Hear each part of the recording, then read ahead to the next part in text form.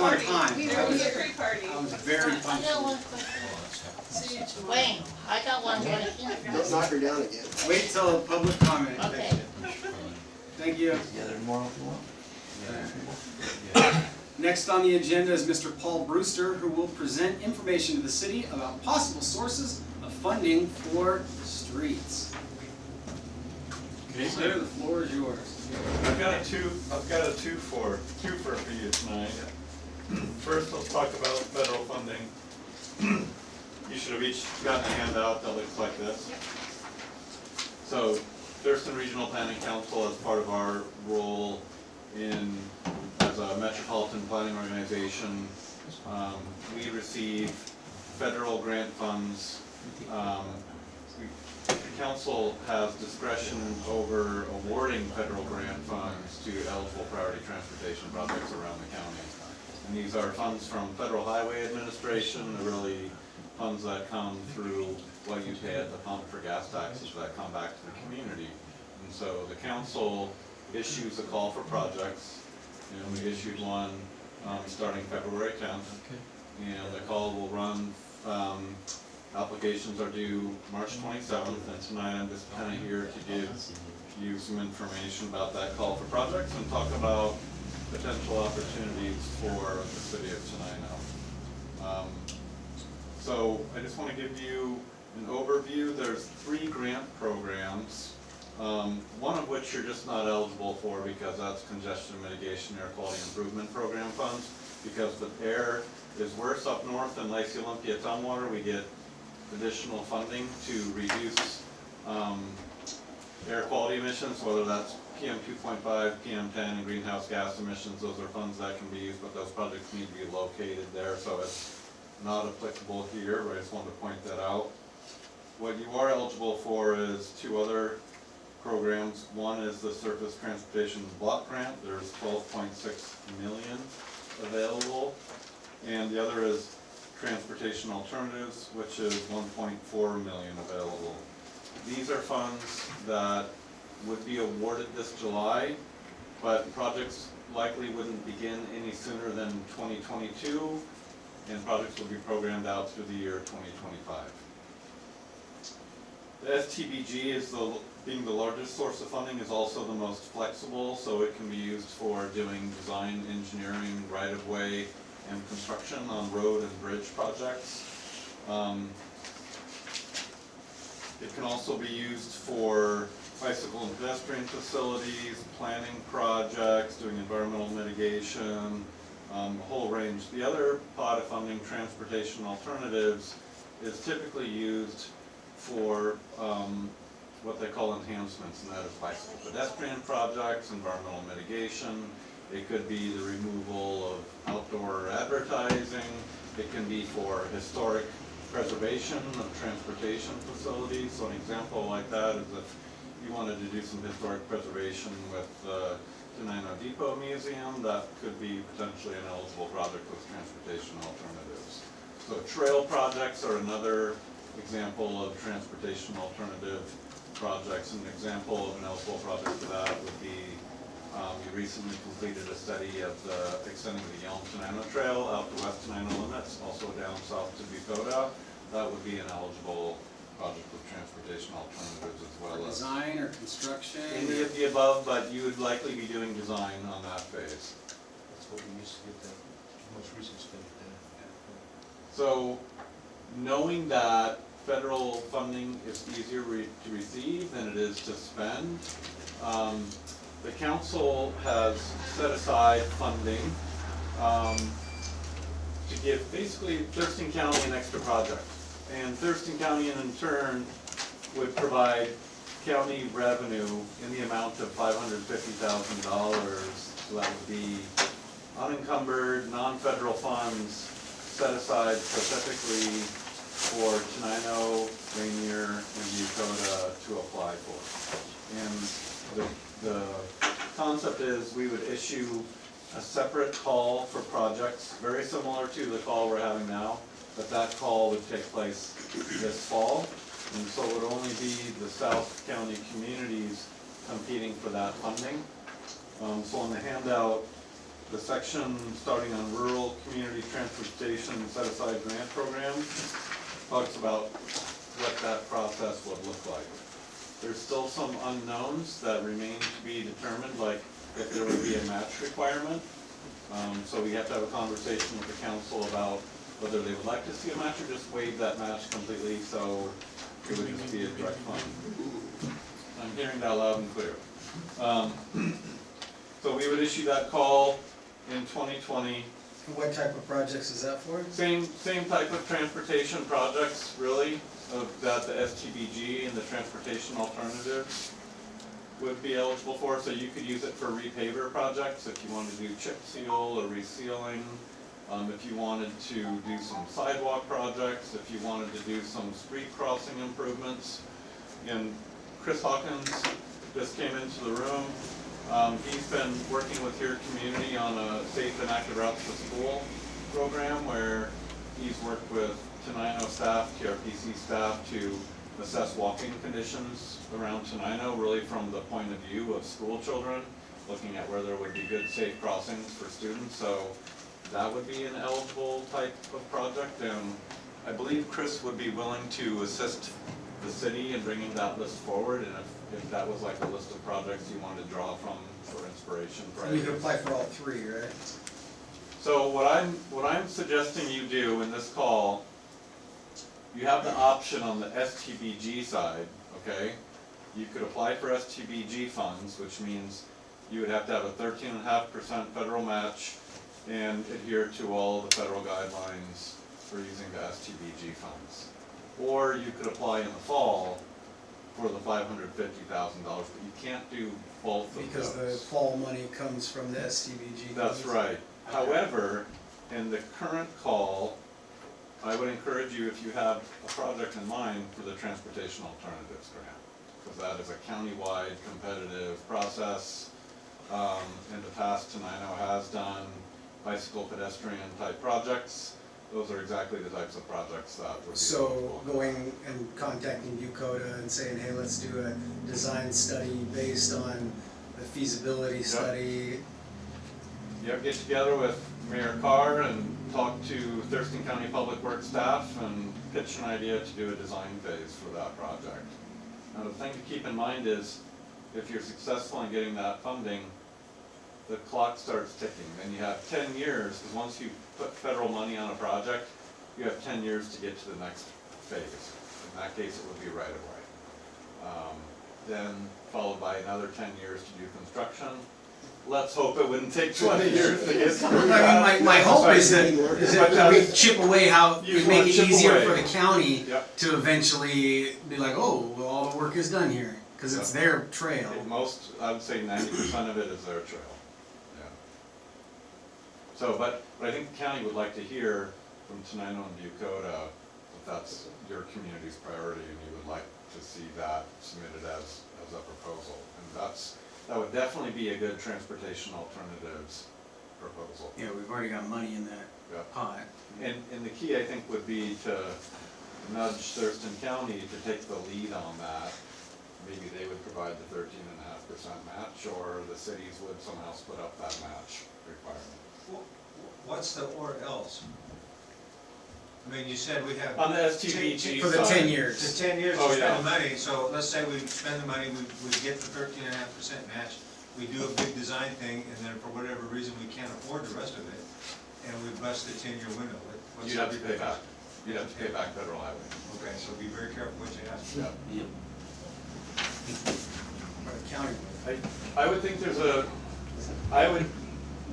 I think if you were successful in the design phase, and you have a good design, and you're ready for construction, and it comes in at that amount, I think the council would have the foresight to say, okay, well, if we're putting federal funding on a design phase, we want to make sure that Tenino, Bucota, and the county is successful in the future in applying for a construction phase to get that built. I don't If think there's they a would way to want get the county on the hook though, Yeah. you know? Well, the other thing I'm thinking is what would be the chances of success if we tried to phase it? What I'm thinking in my head is particularly between here and Bucota, right? probably, we wouldn't have to do a lot to get it down to 184th. But that whole track from 184th down to Dakota, which is all right-of-way acquisition. Yeah, you would But be you're not wise. saying that absolutely everything needs to be done. No, what you could do is chunk it out, so you could say, Tenino, Tenino Dakota Extension Phase 1 is from Tenino City Park, to 184th Avenue, and you just focus on that phase. So it's how we chunk it up. Yeah, Okay, so we just gotta be careful how we write it up. because you're right. Unless the county takes the lead. If the county takes the lead. Yeah, but it would be good to have a discussion, and I would suggest you start by reaching out to Matt Unselman, who's their traffic engineer, or Teresa Parsons, to start that conversation, and I would be happy to broach that subject on your behalf if you like. Would you start that email I so can, I know who yeah. to write Yeah, to? I'll do that. And I think from 184 South, yeah, you now have right of way. The It's Jensen gotta all be family, the applied. Jensen family owns, I think, 2 parcels there along the railroad tracks that you would need the westernmost portion of their parcel for an easement to continue that trail down to Dakota. But that could be a separate phase entirely, not even in that 10-year window. You'd probably want to focus on doing all of your construction to get it down to 184th. That's the easy way. Yep. And And then west. focus from 184 south to Dakota as your final phase. We're not doing that. But it's worth Right, having a right away conversation. acquisition for all that land on the Jensen Tree Farm property, right? I'm wondering if we can't write it up so that they can use the easement that would need to be granted to extend the trail as mitigation bank. You know what I'm saying? Yeah, Because that's wetland. and in the feasibility study, we looked at several approaches in how we designed that facility. One was a trail really built on pin piles, Yeah. because it's wet through there. Right. And you'd need some bridge structures as well. Another design looked at actually building that like a road so an emergency vehicle could go through there, and it was way too expensive. I mean, it was cost prohibitive, so, but that is something that could be looked at. I think federal highways, when they look at easements, what they're looking for is that easement is granted in perpetuity. Right. As a public right of way for a trail, if it's doing double duty as some type of environmental mitigation. Yeah. So, on the fall call for projects, the way that would play out is you would sit down with a proposal with Thurston County Public Works and TRPC staff, kind of have like a pre-application submission conference to talk about your ideas. So yeah, that sounds feasible, before you would even submit an application. Because the county is gonna be your bank, they're gonna be providing the funding, they just wanna hear what your plan is. But then, once the application is submitted, it would run through the usual TRPC call for projects process, where the technical advisory committee would review the project for feasibility to say, okay, is the amount of money they're requesting in alignment with what the scope of the project is? Can they do it within the timeline? Does the community have the resources? Then it would go to the Transportation Policy Board for review, just to make sure that, yeah, even though this is not federal funding, it's still consistent with project eligibility and consistent with the regional transportation plan. And then the council would make a decision. I'm expecting that decision would probably be made around December timeline. Then an award letter would be issued. But when that funding would become available to your community is sort of contingent on when Thurston County obligates their federal funding that they would in then turn provide county funding on. So the timing of that, we still don't know. Now, I said there's $550,000 available. How that would be divided up in the communities, my counterpart, Katrina Van Every, is presenting at Rainier tonight. I presented to Bucota a couple weeks ago. My suggestion is, I think the three mayors should get together and talk about what projects you have in mind. And I don't wanna like keep tabs, but Rainier got Chip Sulut paved a few years ago with some funding that was set aside for the community. So that's a conversation that you might wanna have with Rainier and think about what projects you have in the works. And it could be advantageous, let's say if you're doing a repaver project, you might wanna see if there's an opportunity to partner with Thurston County Public Works to come out and do a chip seal for you, something like that. But they could probably do it much cheaper than bidding it out, or at least they would package it in with their bid. So that's just something to think about. Okay. So any questions about federal funding? The applications are online.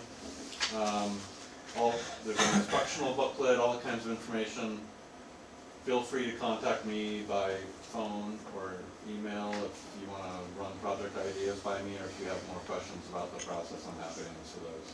Thank you, sir. Yeah. Next up, Mr. Paul Brewster from the TRPC will All right. present the recently updated regional transportation plan. The floor is yours, sir. Thank you. Let me fire this thing up.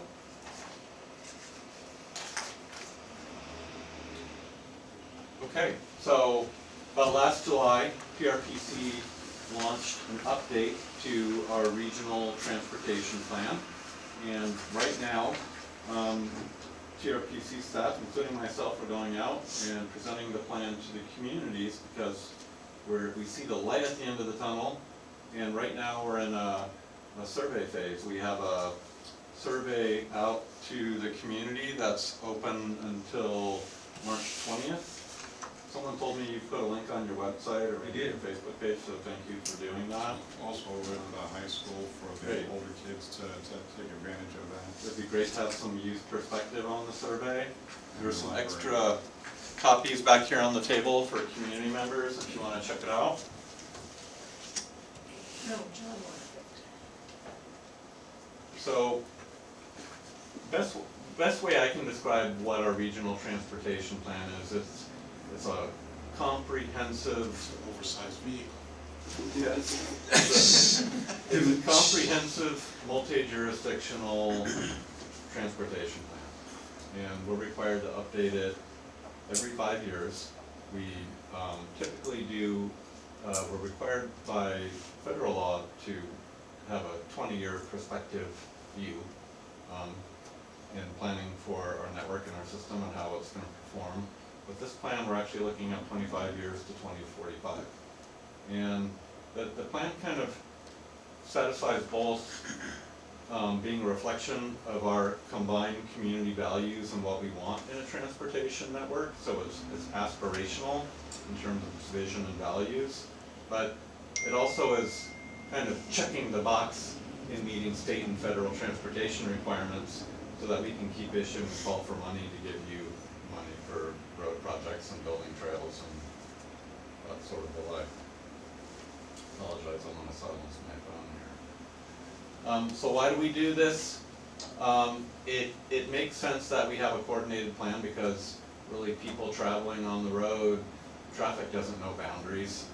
People crossing jurisdictional boundaries really don't know when that happens unless they see a sign there. But we know that we need to coordinate efforts in order to improve mobility and circulation and maintaining a safe, effective transportation system. And we want to look at all of the modes. We're not talking about just people in cars. We want to look at freight. We want to look at people who walk, bike, use transit, but also look at marine, air, and rail transportation as well.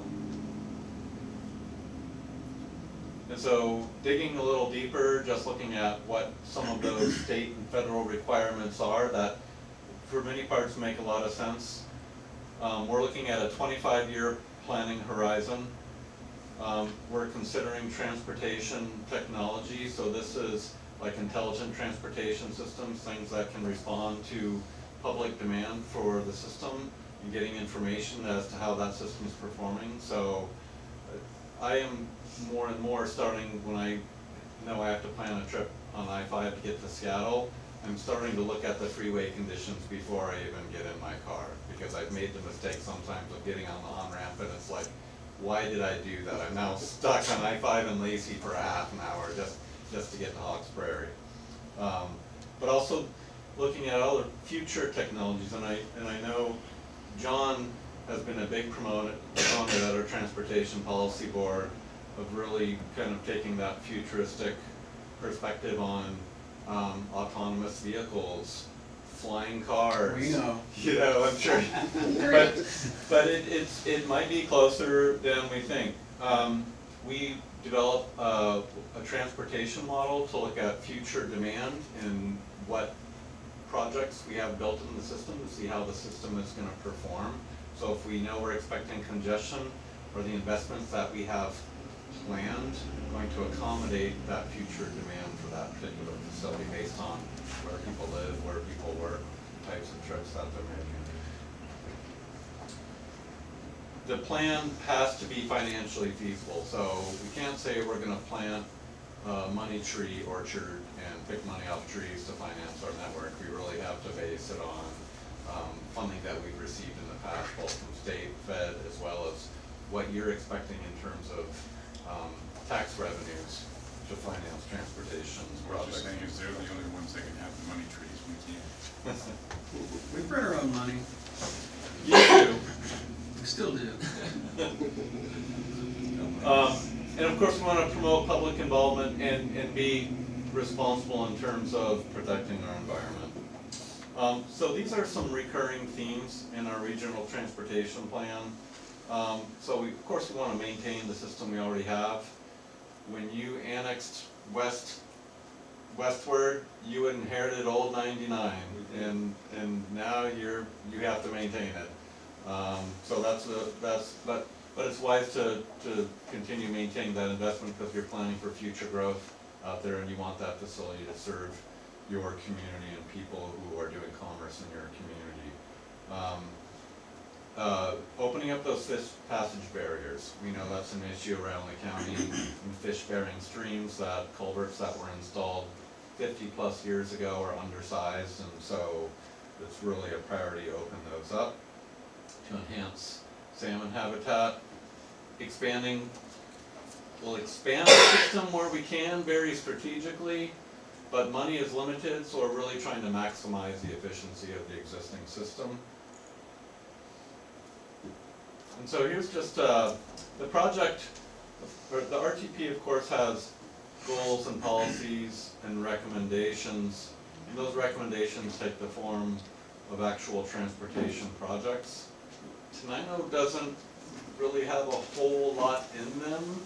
I know you're planning for someday perhaps a roundabout, Sussex and Old 99. That in and of itself is not what we would consider regionally significant.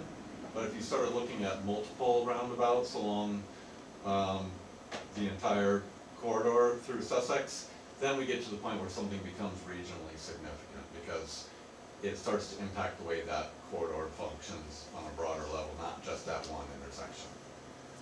But there are some projects in here that I have up here on the slide that are somewhat relative to the community. So we talked about the Elm Tenino Trail extension. That's certainly significant to the community of Tenino.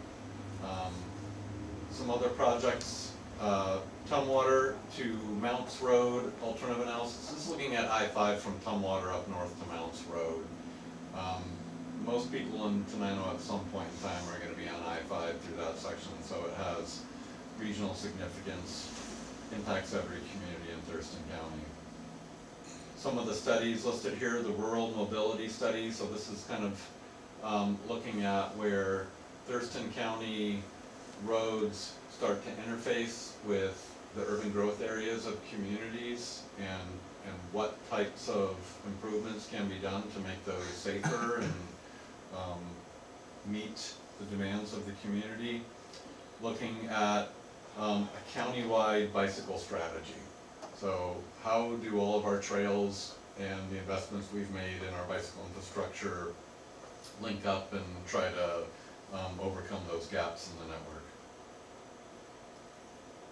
So I mentioned the community survey, so we're really interested in what the community at large has to say about the future of transportation here in Thurston County. You know, what is the emphasis on the types of projects we do, whether it's maintenance, system expansion, safety, is it about mobility, is it more about circulation?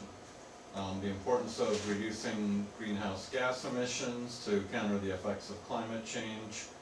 And then looking at, especially for the north part of the county, with the congestion on I-5, what other alternatives are there in terms of like bus rapid transit or light rail or commuter rail that could be serving our region in the future?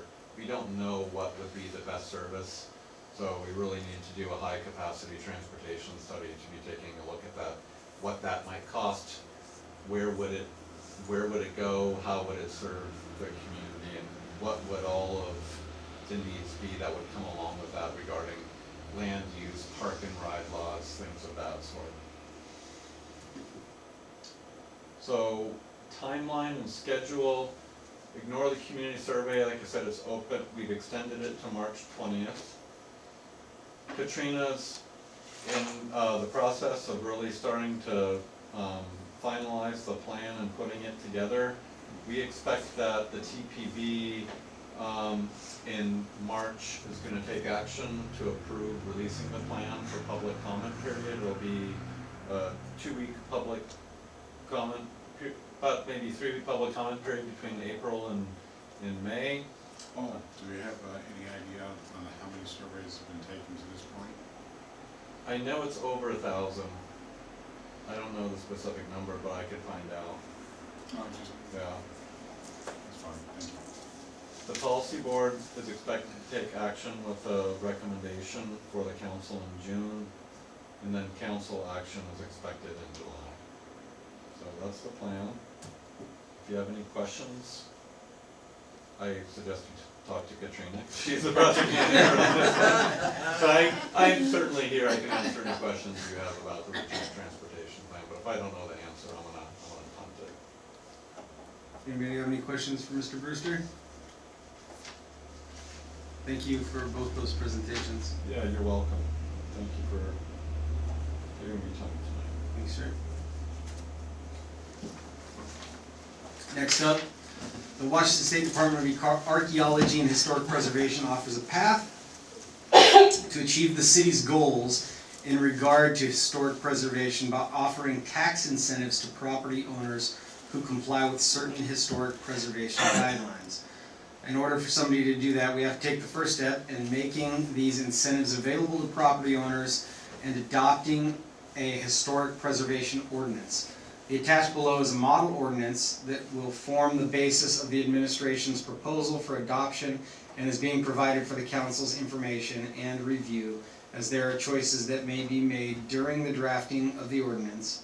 In broad general terms, the options can be categorized as permissive or mandatory, and the administration is requesting the council to review the model ordinance and provide comments as to the choices to be made.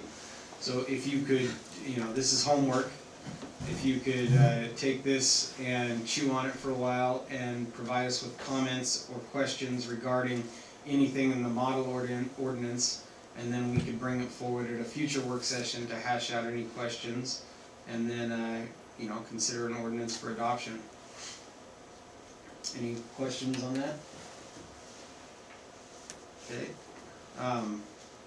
Right now, there's like it gives you like a 10-year window, and it allows, if you buy a property and you follow the guidelines, it will allow a special property value assessment to be done. So if if somebody goes and buys a building, puts a bunch of money into it, that building becomes more valuable, and then you have to pay more in taxes. With this, if you do it in such and such a way, then for that 10-year window, you don't see an increase in your property's value, so you save a little bit of money. There's a bill in the legislature now that is being considered for it to be a 20-year window and I think it's only for specific communities.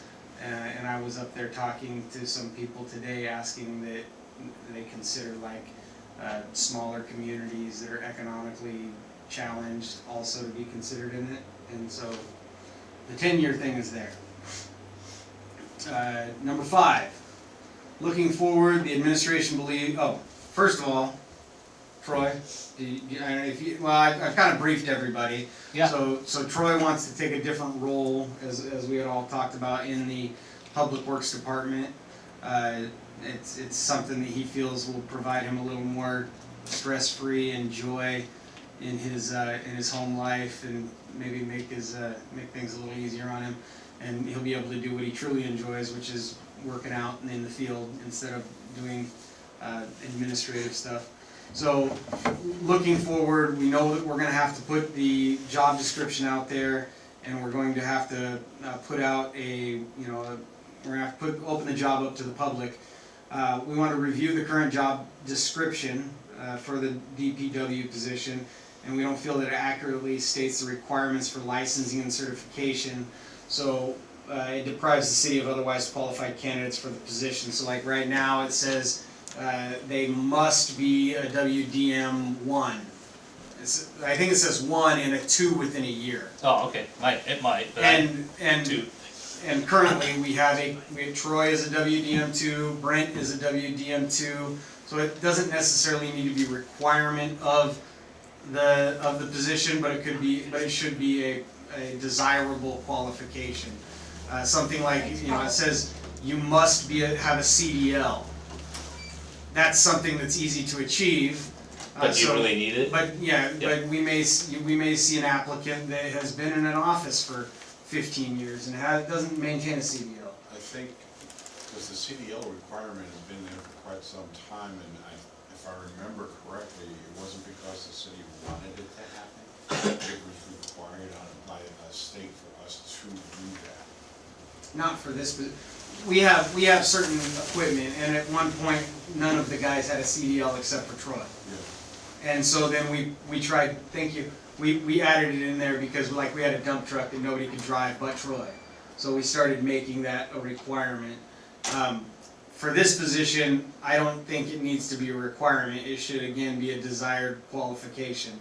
So it would open us up to, other people that, maybe they haven't had to drive a dump truck for a while because they've been doing administrative stuff. The more sources somebody has, the better. Yeah, the more they have, but when you say requirement, somebody's gonna, somebody that may be otherwise qualified in a tremendous amount of other things, they may just say, well, I'm not qualified for it. So we would like to have some more leeway in who we get to filter out instead of letting them filter themselves out.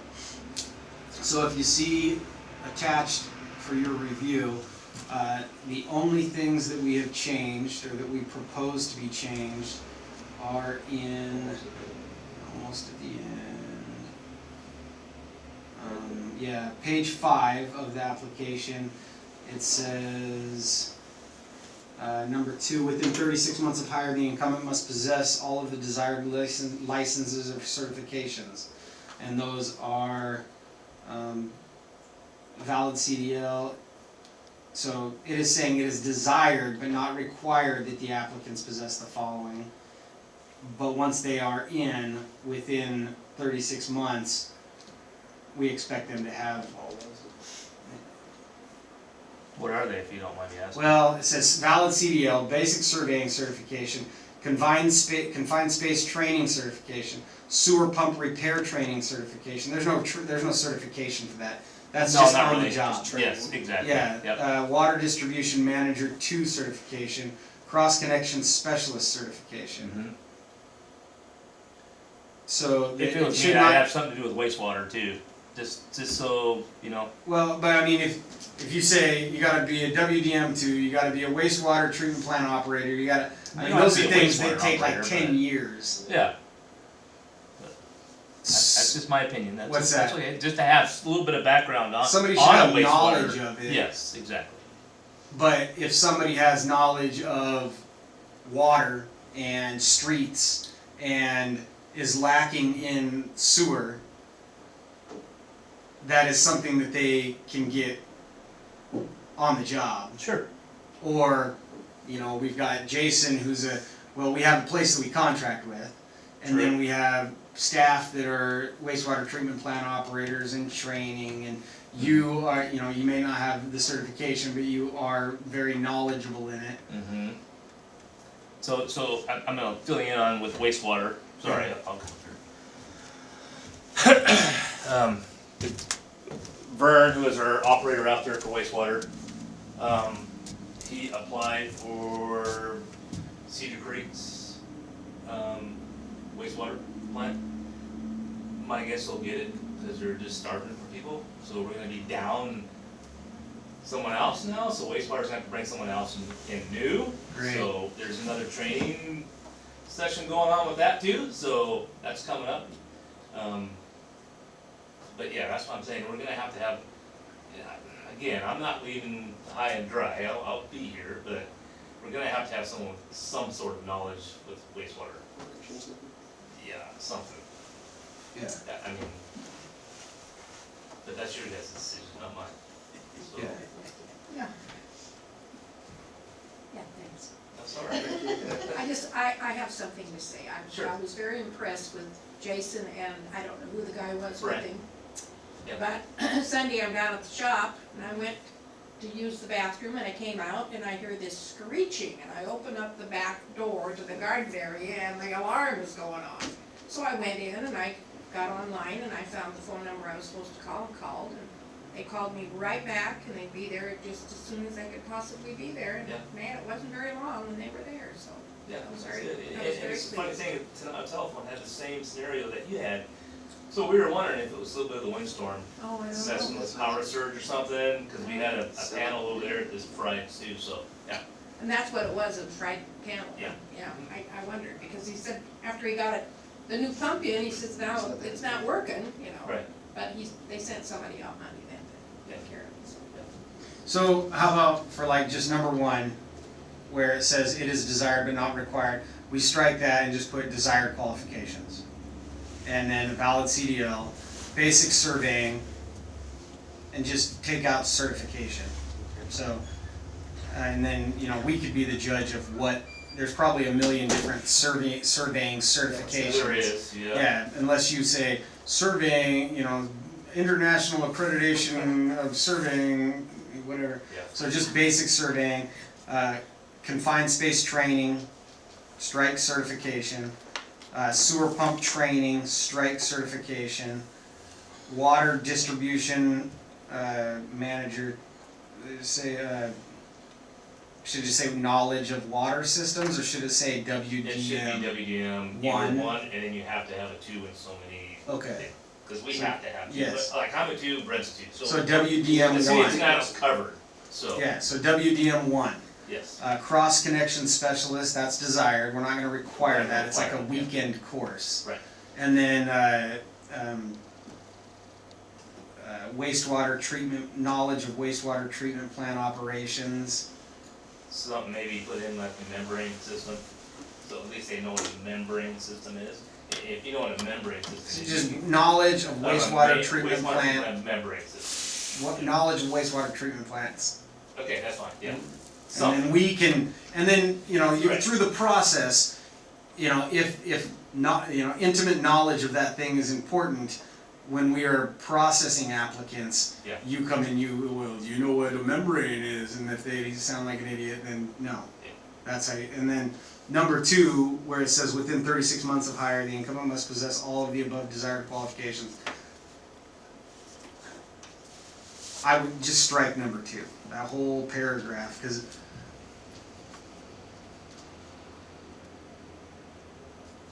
I think that, I think we need some kind of timeline, because then what you do is. but you can't put that timeline on every single one of those things, because like the, That's how- what I mean, yeah. right, It makes wastewater, sense. water distribution manager too, how long does that take you to get? it depends how many hours you have in the field. Okay, 'Cause good, they good answer. They categorize that as how many hours you have. Wastewater treatment plant operator, Same 1, thing. that takes That- how long? You could go, About 2 years, no, not 1, it's pretty fast actually. okay. It is. Well, then I can go Jason, take my Jason one. needs to, Yeah, then I you can need to go go up take there my and take it, 2. and Jason needs to Yes. go up there and take Yeah, it. I need to go take a 2 and he needs to go take a 1. Yeah, So I would suggest maybe putting, if there's some things that can be done easily, say 12, I mean, Yeah. just look at those and say, how long is it reasonable you expect those people? Not to say, just open it up and, hey, you just gotta get them and nothing happens, then what do you do? I would say if if it's easy to get your CDL in a year, put a year on that one, or. Okay, or then just identify- leave yeah. 36 months up there. Yeah. Or something. yeah. How does that sound? Must be able to. Well, I mean, if we make those changes, are we happy with that? No, yeah, we're fine and we're not locked in, because anything that we do right now, you can't tie your hands.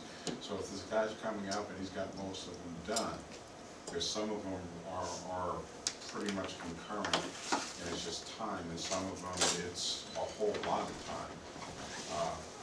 But they're close to having all what we'd like to have, then we can extend it maybe another year. Yeah, but doesn't mean Okay. you have to do that. Okay, so we would love to see a motion that has we've got recorded the suggested changes, and we'll bring that up and we'll get to it in the meeting. I don't wanna wait another 2 weeks, this is something that Troy is bugging me about, and, so we It's don't, just because he likes to talk to you, that's all. that ain't it, Yeah.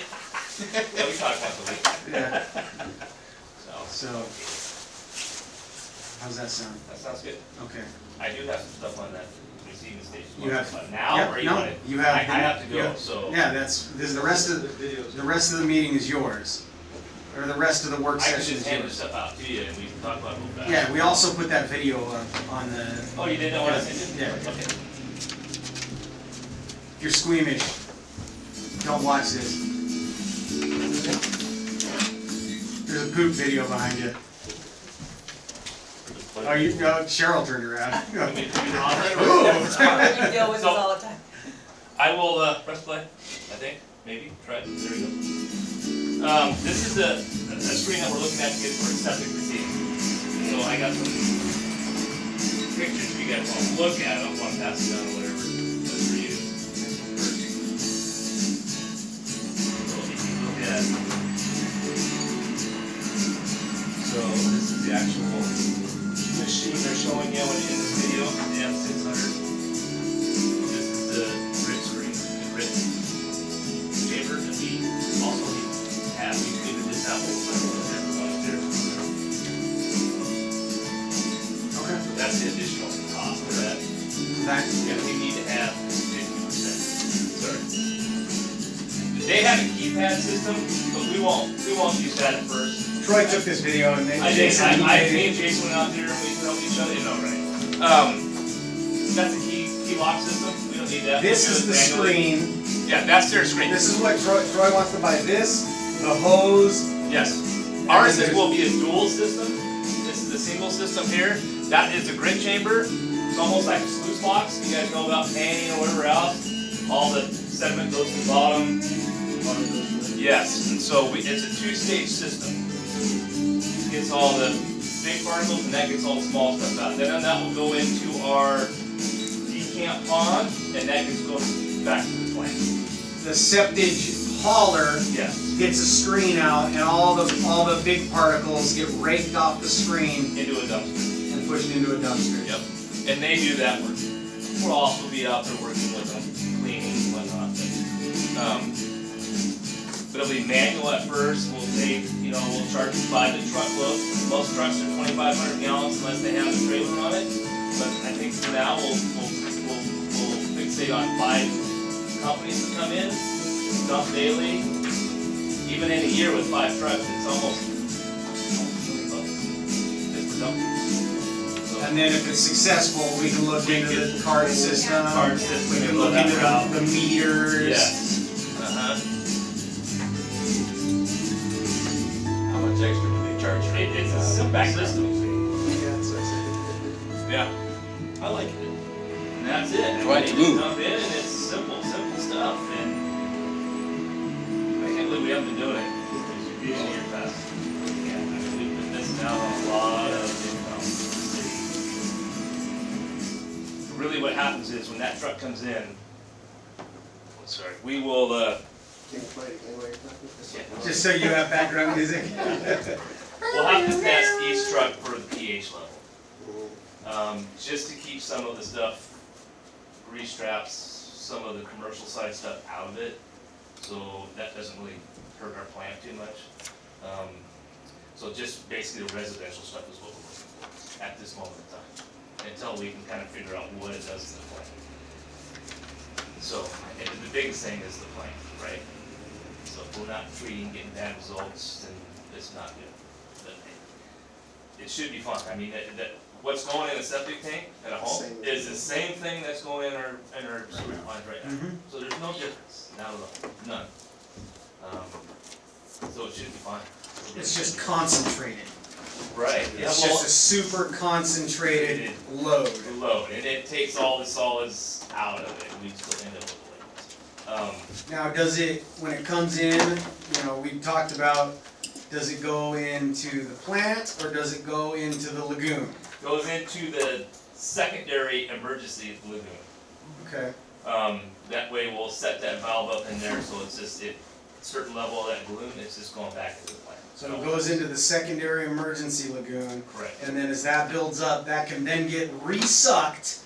Push right back to the plant. All the liquids get resucked back through the plant, and then after it's been in that lagoon for a while, it dilutes, it stabilizes. Because that was like the scary part for everybody, was bringing in this super concentrated load of stuff. It's all the same stuff, but it's concentrated stuff that's been sitting in Jason Lawton's backyard for 6 years, and then he calls up the septic guy. That kind of problem. Yeah, and 6 years of Don Juan's is just concentrated. And then you put it into the plant, and then it gets into like the pre-air basins where all there's happy little bacteria in there that's living its life, doing what it needs to do, eating all the stuff. Yeah, and it's happy, but then you shoot it in there with Jason Lawton's concentrated Don Juan's, and it kills off the bacteria. burritos. Yeah. Yeah. So the lagoon thing stabilizes it, dilutes it. Yes, we'll do it both ways, into the sludge pond or back into that. So if we have a problem with the facility, the wastewater treatment plant, we can always go back into the sludge pond. We can decant the water back into that lagoon when we're ready. So we have options there. We can go either way. It's a treatment facility at every home. Every septic facility there is a treatment facility, right? That's why they have it. So it's getting treated. So, and that's right from Kelly Williams. Remember that? Yeah. So, it's a good thing. I think we should go forward with it and just get it coming. I think they want a certain percentage down for that. So before they start building it. Correct. Yes. Yeah, it's made out of stainless, so everything's pretty expensive. Yeah. Comes with the rakes, the brooms, whatever else comes with just about everything. So, yeah, we went up Monday up to Ferndale and watched one work, and it pretty amazing. Good stuff. The facility wasn't very nice, but this stuff was good. Cool. Yeah. Any questions? Okay. Septic hauling. So we Yeah. want to get this thing. Yeah. Before we can ever put this thing in operation, we've got to haul some of the stuff in the pond off. You've been working on that as well. I've been working on that one too. So I forget the company name. I talked to him today a bunch. Tribeca? No, the one you gave me for Aberdeen's, yeah, where whatever- they take their yeah, Ryan's- whatever that is, yeah, yeah. Brian, whatever. Happy you know. Valley Farms or something. Yeah, Something so- like that. There are certain times of year that you can land glide, and that's what we're shooting for here coming up soon with our sludge pond or waste pond. Land application land is pulling application. all the stuff out of the pond Yes. and then just spreading it Spread on it a on field that is a non-food product. So you can spread it on grass fields, hay fields, you can spread it on cornfields, I believe too. I think Anything so. with a root structure that's only like that Yeah. deep. Trees, Yeah. whatever else. So this company is. And you can only permitted land to take apply in like certain times. July, August, Exactly. June, yes. So this company is permitted to take the stuff. Unless you haul it off to Eastern Washington. Right, we are Which a is Class expensive. B facility, we've had all the testing done, it came back as Class B. We were hoping for Class A, but Class A is so hard to get, so it's Class B.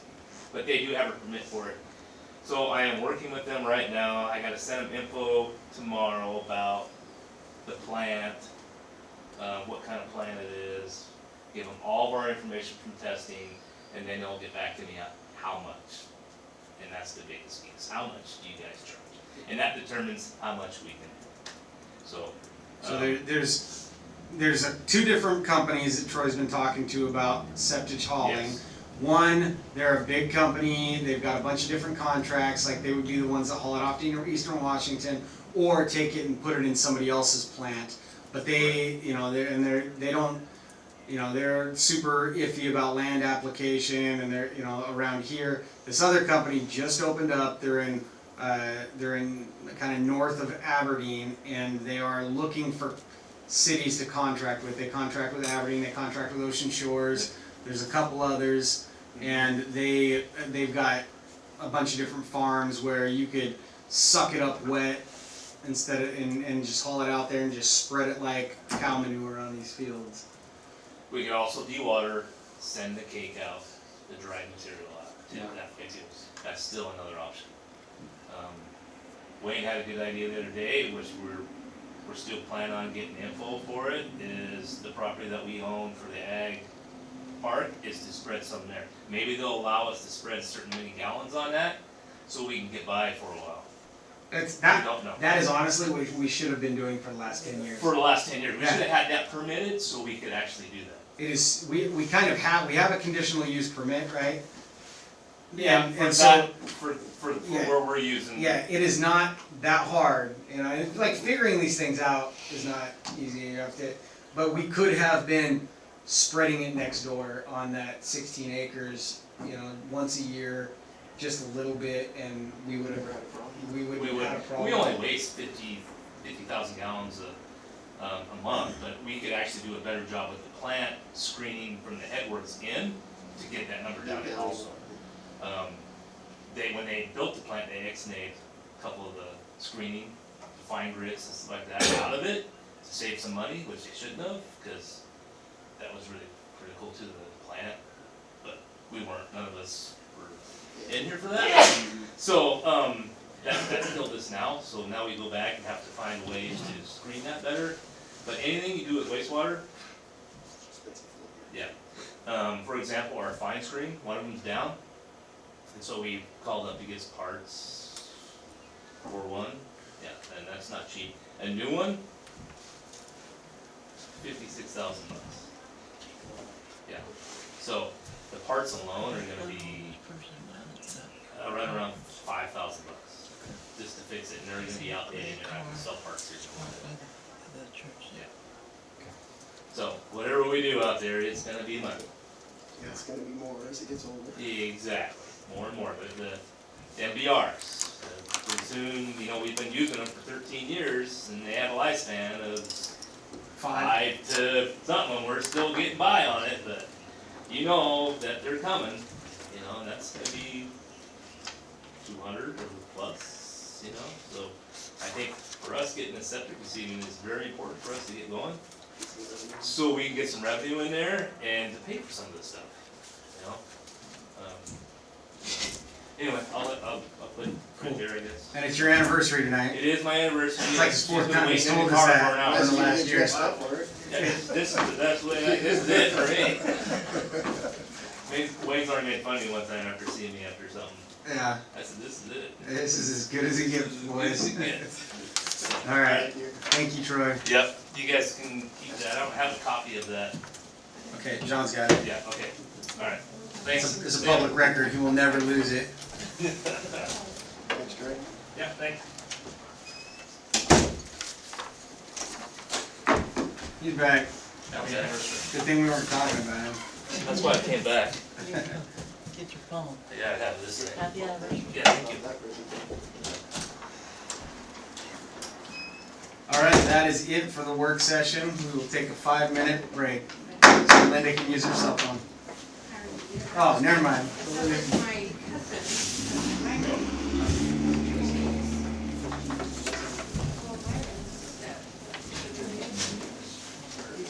No, heart. And he didn't know what was wrong. She took him to some really a problem. I said, you can't do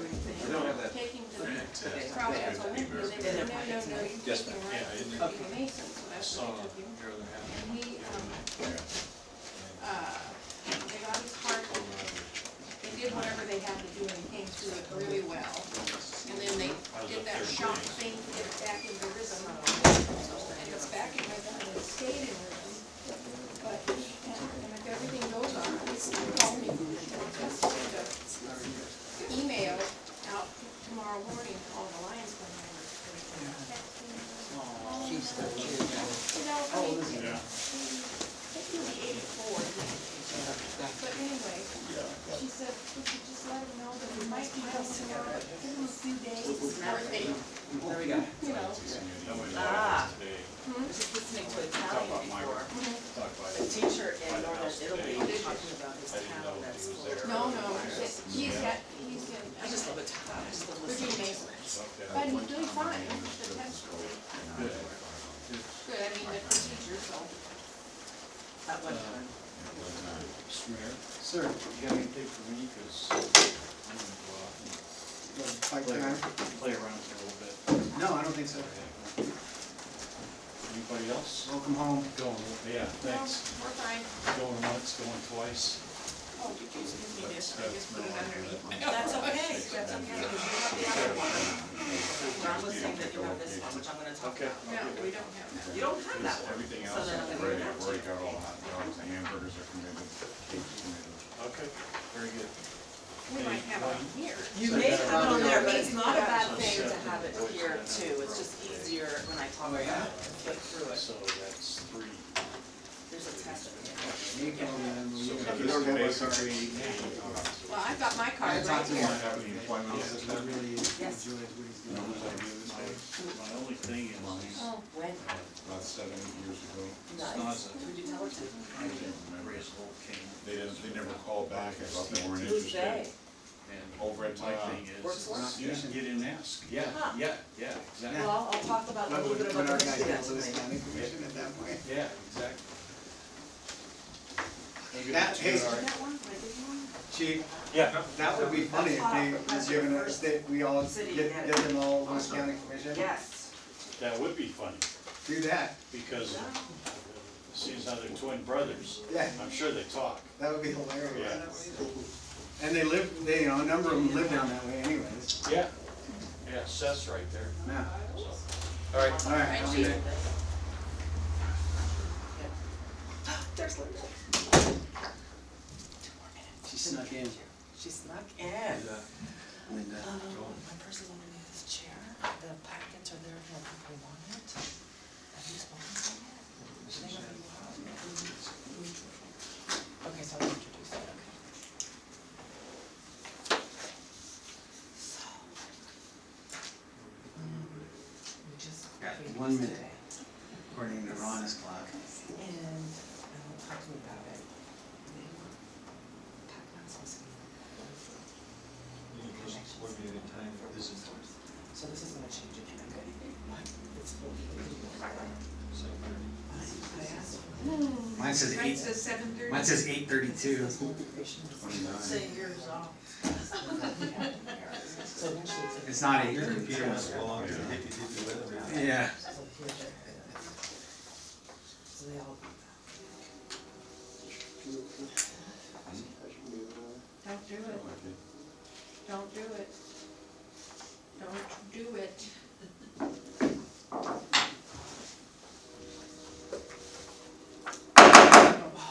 Ladies and gentlemen, welcome to the February 25th Tenino City Council meeting.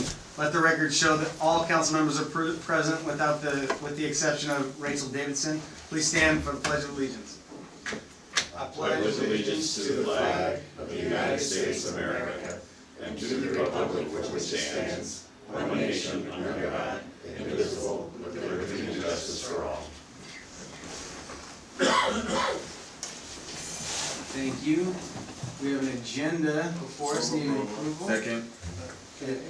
Sir, Can we just add a quick, on new business, just for discussion, car charging grant opportunity? you have to make a Make a motion. motion to add car charging. So we have a motion, we have a second. If you would like to make an amendment. I'd like to amend it to add under new business, just for discussion, card charging. Accepted. It's been moved and accepted to add to the motion Second. the addition of car charging station grant to new business. Is there any discussion? Hearing none, all those in favor? Aye. Those opposed? Motion passes. That brings us to the original motion, which is to approve the agenda as amended. We have a second. Is there any discussion? Hearing none, all those in favor? Aye. Those opposed? Motion passes.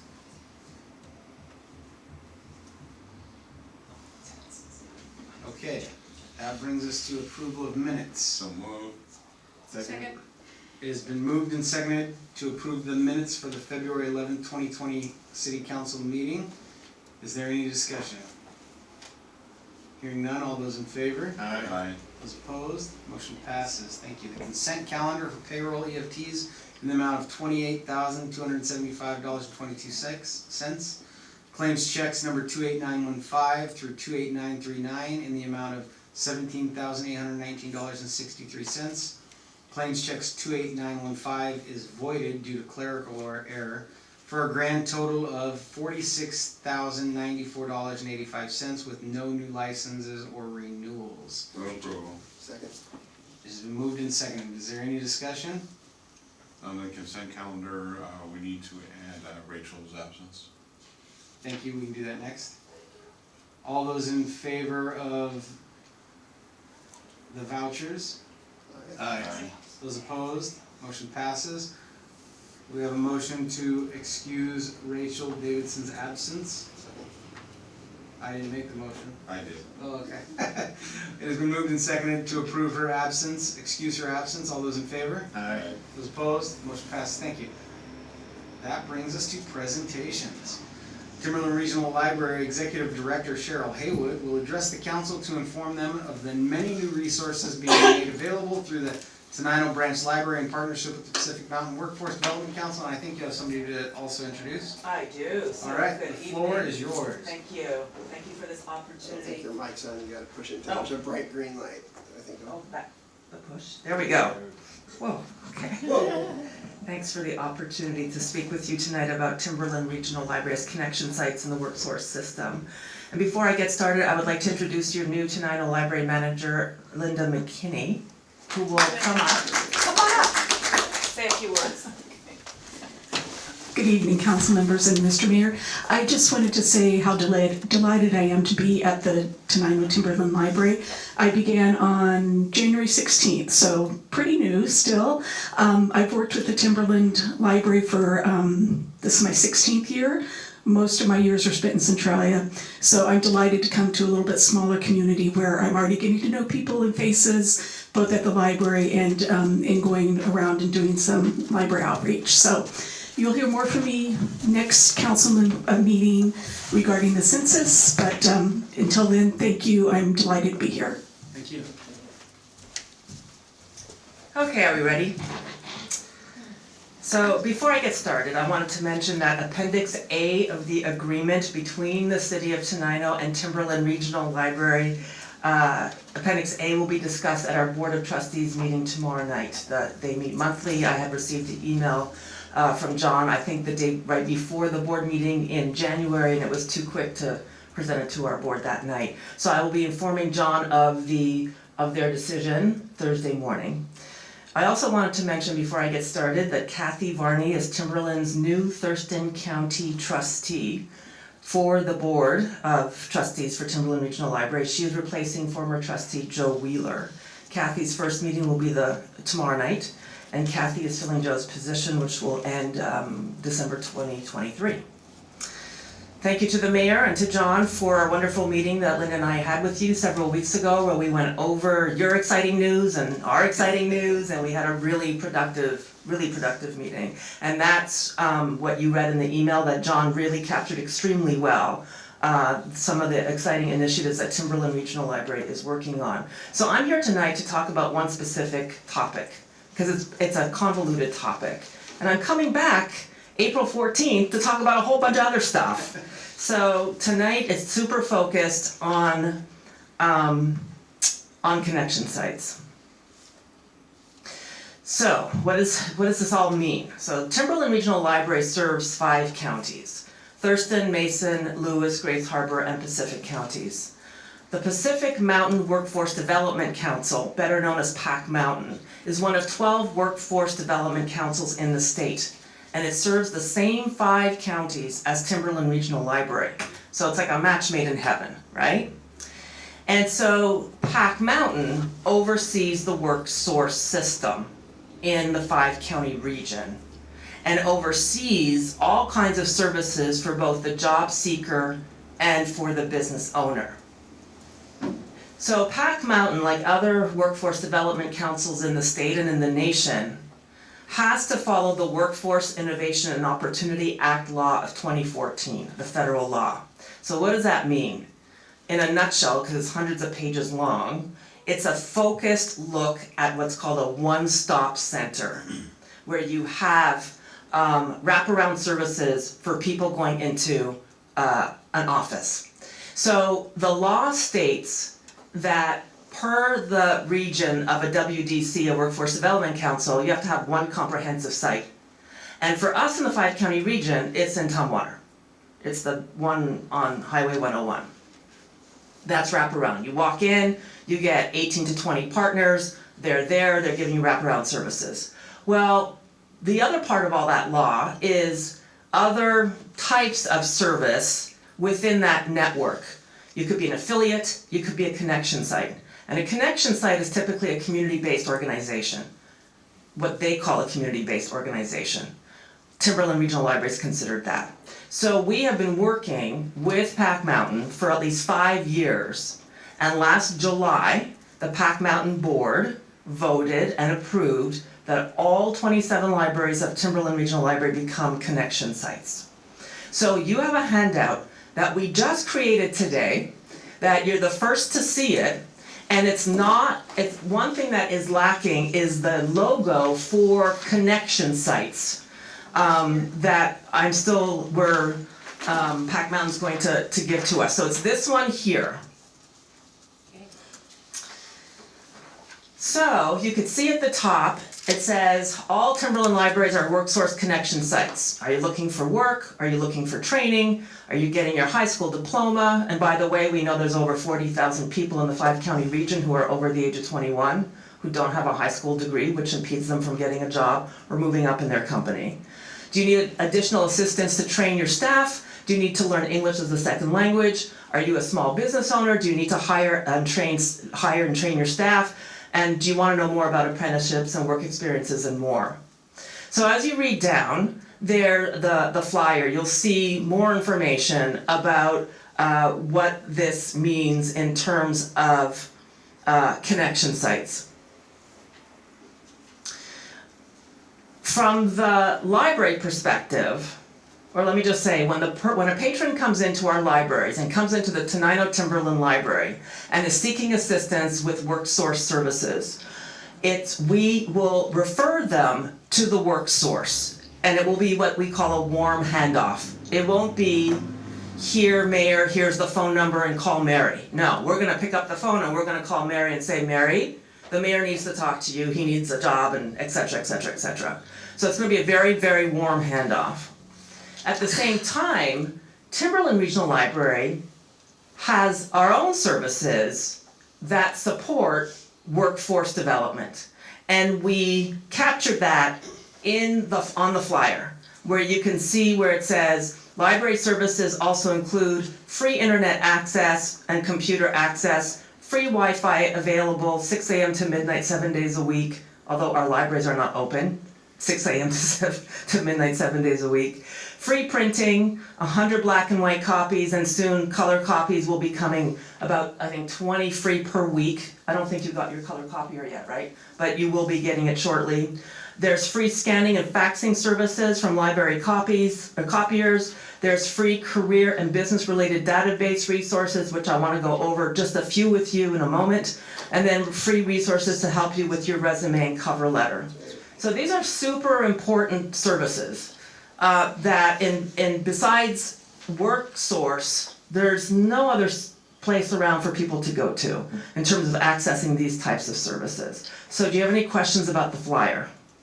Yes? Not about the flyer, but years ago I had an idea to go talk to some of the cell companies and have somebody my age selling to people my age so that we were talking the same language. Are you guys going to be doing something like that for older people?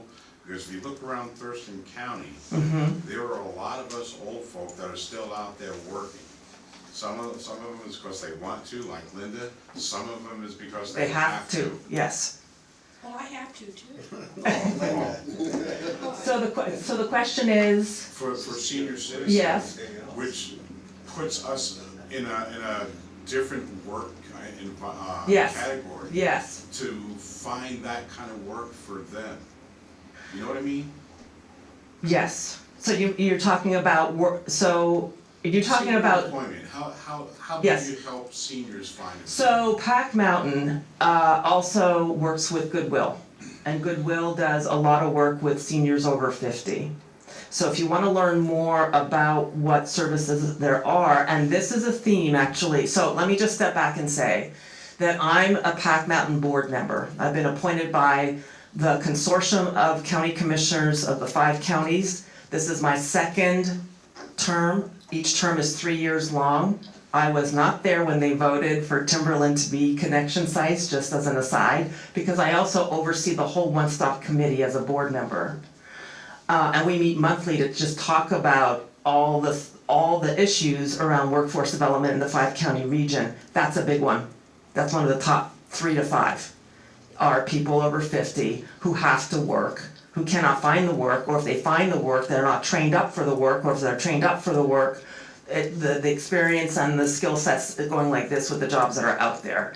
So we're very aware of that, and we're working on it, and I'm not the CEO of Pac Mountain, so I'm not exactly sure, like I can't go deeper than that. All I know is that we do have organizations in Pac Mountain that help people over 50 to find jobs. We do too. I mean, people come into our libraries and we're helping people constantly with resume writing and books on cover letters and books on interviews and so on and so forth.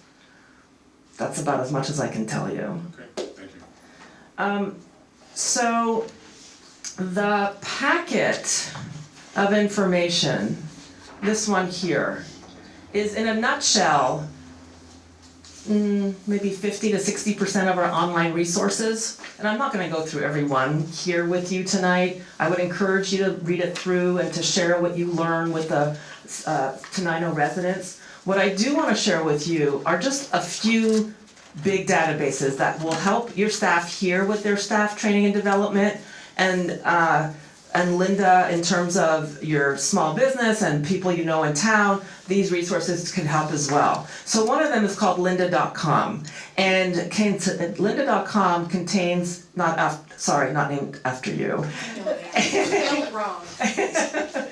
Lynda.com contains more than 1,000 online courses on software tools and personal and professional skills development, and a huge variety of management training and communication and organizational management, all that kind of stuff.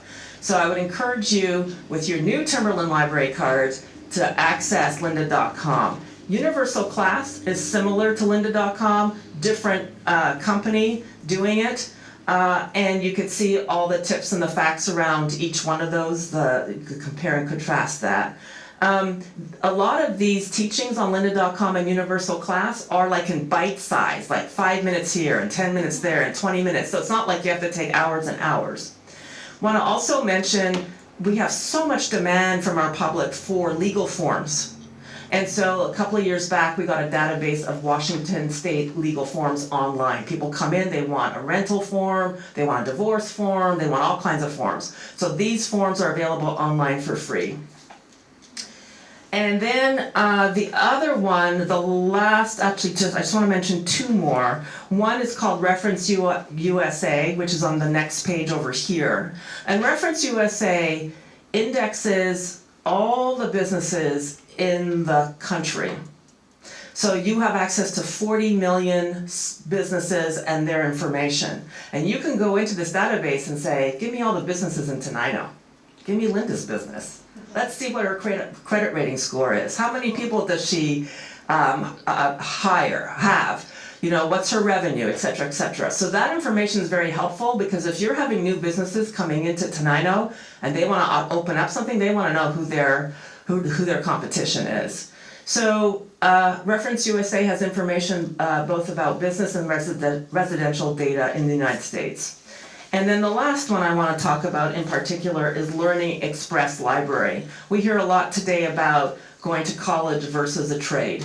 And Learning Express includes practice tests for not only going on to for a Bachelor of Arts or a Master's or a PhD, but there's also a lot of tests in there for the trades. And so I just wanted to mention that one. And so this other sheet that I just gave you, this one here, this is the one from Learning Express Library. So you can see in a nutshell all the content that's available on this database, or in this database. So these databases are available to you with your library card 24/7 anywhere in the world because it's your library card and the last 4 digits of your phone number, which is typically your PIN number to get in, is your access to all of these resources. These resources are not cheap. You know, we subscribe to these, and these are your tax dollars at work. Any questions? Just a comment, I kind of looked through lynda.com. Yes. You did a presentation at Steady one time Yes. in Rochester. Yes. And I knew about it from there. It's been a while since I've gotten on there, but yeah, there's good resource. There's a lot of resources that are free that we encourage people to use. Right. Yeah, especially for small business owners who can't afford that type of training. I think I heard at one of our meetings, and I think I mentioned it here, we were talking about training some of our new people. Yes. Doesn't Pac Mountain provide some kind of assistance for Yes. people to get training? Yes. Also that the city can take Yes, advantage of? totally. So Pac Mountain contracts with the Thurston County Chamber for Business Services across the 5-county region. So you can call the WorkSource in Thurston and say, you're the city of Tenino and you need business, you need support, and they'll talk to you. They'll figure, they'll work with you. You're talking about the WorkSource employee training, is that? I thought they were gonna gain grants or help people Yeah. get training, or I And- thought and that was through WorkSource. We talked about that too. Through WorkSource, there's opportunities for like an employee that is looking for promotional opportunities to receive training or fund training. Possibly, I'm gonna say possibly because it's their work, yes. I would definitely encourage you to do that. Is that different than you're talking I about? don't know. I mean, that's what I was talking about. So Yeah, yeah. I was thinking it's through Pac Mountain, but maybe it's WorkSource, not Pac. It was the way you were, when we were We at went to that little that. conference, yeah. Okay. The business services support is still through WorkSource, because WorkSource comes under Pac Mountain. It's very confusing Yes, because Pac Mountain's the council, the Workforce Development Council. It oversees WorkSource. It oversees other forms of services that are not part of WorkSource as well. So it gets really complicated really fast. But under the umbrella of WorkSource, it's for the job seeker and for the small business owner. So, and you can go to Washington, Washington Access Law, the employment website, and I think there's information in there for companies as well, and I'm assuming for cities as well. And then, one more thing I wanted to mention about our partnership with Pac Mountain. When you hear about the Ostrom mushroom farm closing, or you hear about companies that have over 50 employees closing, what happens then is that by law, the company has to report to the Employment Securities Department. And then the Employment Securities Department contacts the local Workforce Development Council to let them know. And then what happens in our area is that there's a person at Pac Mountain who then coordinates a rapid response team to that company and the employees who are about to lose their jobs. And Timberland Regional Library staff have been part of that rapid response team now for about 2 years. And we go in and we share these resources with people who are about to lose their jobs, to provide them the training, to give them their library card, et cetera, et cetera. So just wanted to let you know that we're part of the rapid response teams for the 5-county region. Excellent. So I will be back on April 14th to talk about everything else that's public library, but I really wanted to talk to you tonight about workforce development because it's still a very big issue in the 5-county region.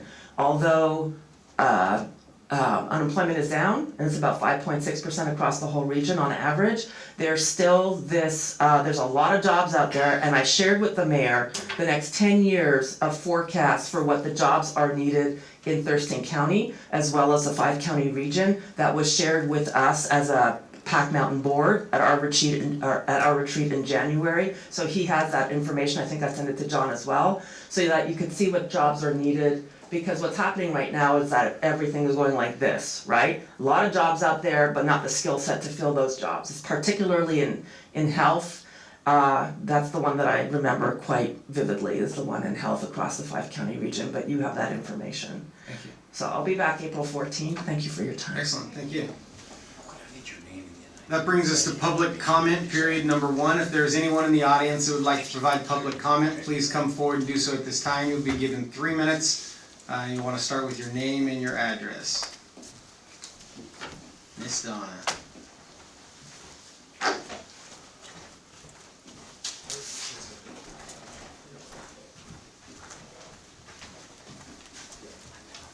Donna Wilson, 118 North MacArthur.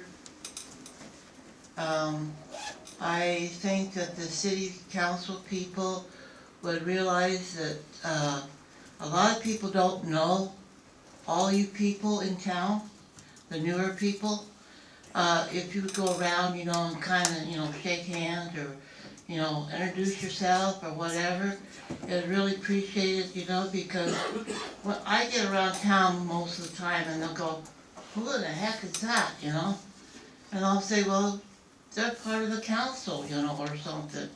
It'd be nice if, like John or you, the mayor, go around and shake hands, and say, hey, I'm the mayor, or whatever, and stuff, and that way the newer people in town knows who you are. She's talking about you and Yeah, John and I, the we're all lifelong over residents town. of, Yeah, Tenino. the newer members, and stuff, because I know I go around town and they go, hey Don, who in the heck's that?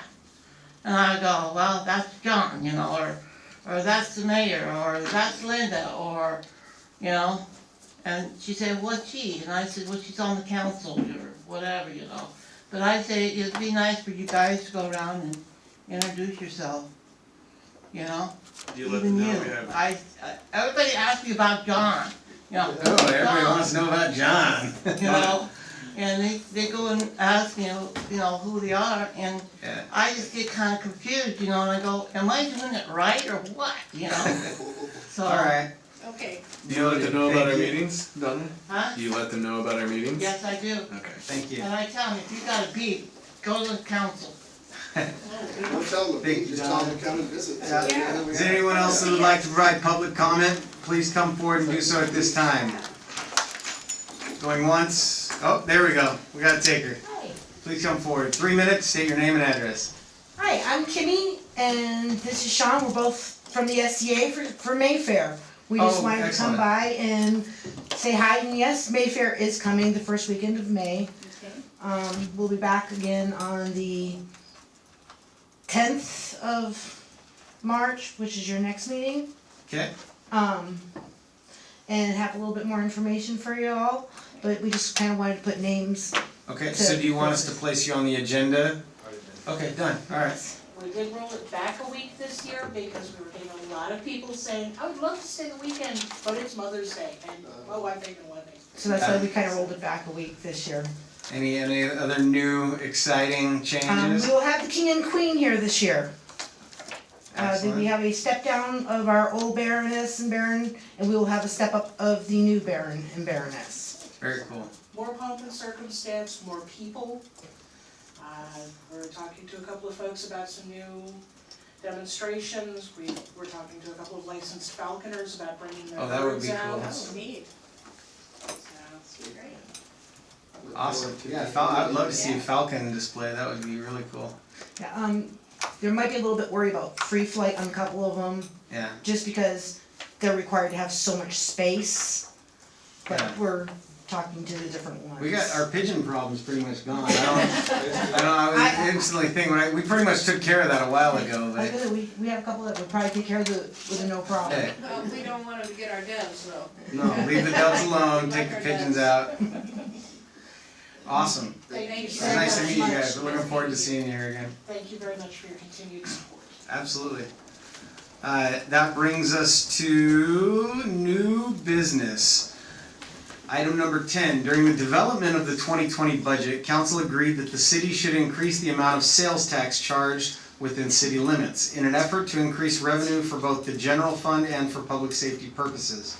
Or that should say, in an effort to increase revenue for transportation and for public safety purposes.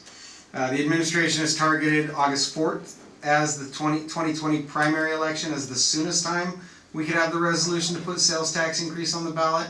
The attached draft resolution is provided for your review and comment. So we're looking at setting a date for when we would want to place this on a ballot.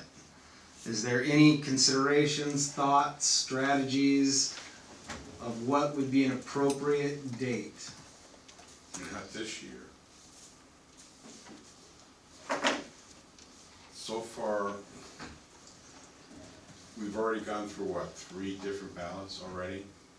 The fire department, the school, there's at least 4 more that I know of coming up, and there's a few more after that. We've got the courthouse, which is a major concern for everybody. We don't want to be on that one. No, not even close. What date is that one? Coming up. Okay, so we'll be long past that.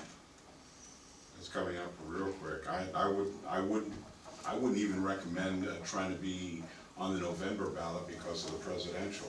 What'll end up happening is we'll be down at the bottom and won't get enough votes. And you have to have a certain amount of votes. Yeah. And I'm not just speculating, that's history. Yeah.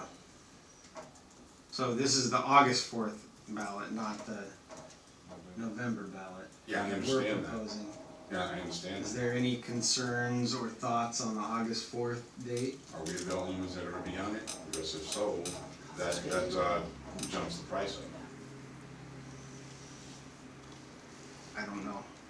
That is a good question. I mean, we don't know what's gonna be on that ballot necessarily.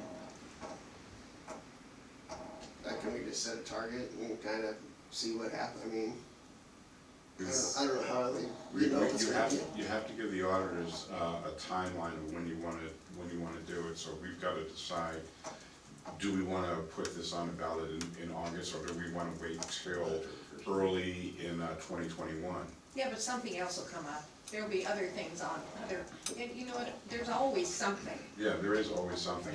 I mean, there's always somebody needing money for something, and they're asking the people for it, so I just don't, I don't know, I hate to wait another year.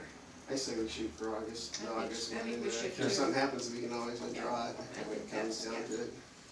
Okay. It depends on when you withdraw it, if you don't do it soon enough, so get that information, you'll lose your money. We just need to be aware of that as part of the process. Yeah. So we'll set a target of August 4th, and we'll figure out what those drop dead dates are, and we'll kind of backtrack out from August 4th, like what needs to be figured out and when. Is that, everybody okay with that? Yeah. Okay. We don't need a motion on that. Number 11, the administration proposes to amend the position description for the Public Works Director so that the field of available applicants would be expanded by allowing this selection of someone who did not possess current licenses or certifications, but giving them 36 months to become licensed or certified. We would recommend you move to approve the amended position description as described in the work session for the Director of Public Second. Works. It has been moved and seconded. Is there any discussion? Hearing none. All those in favor? Aye. Those opposed? Motion passes. That brings us to new business, car charging stations. I will turn the mic to Councilmember Watterson. I was made aware that Department of Commerce is offering grants to cities and school districts and some other public entities to install car charging stations. The initial one is required a 1-to-1 match, but because of our income, average income in this area, it would be a $1 match for every $5 we get from Commerce. And there's an initial application. It's just basically an application of interest. It doesn't commit you to anything. It's just you tell Commerce, hey, we're interested in doing this, and give them an estimate, kind of the cost, and you have to give them some of the things like your average income and some of those kind of things. Pretty easy. It's probably an hour that I could do and have it done. So I just wanted to see if there's interest in me putting that initial application in. Then you have till May, I think, before the full application is due. It doesn't require us to do the full application, but it just puts our name in the hat. At this point, I don't have any cost or anything, so that would be something I would have to do going forward. And my thought was that we can get one in the parking area over there at by the library. That's kind of my initial thought, because I think they require you to have paved area, you know. So anyway, I just wanted to run that by the council.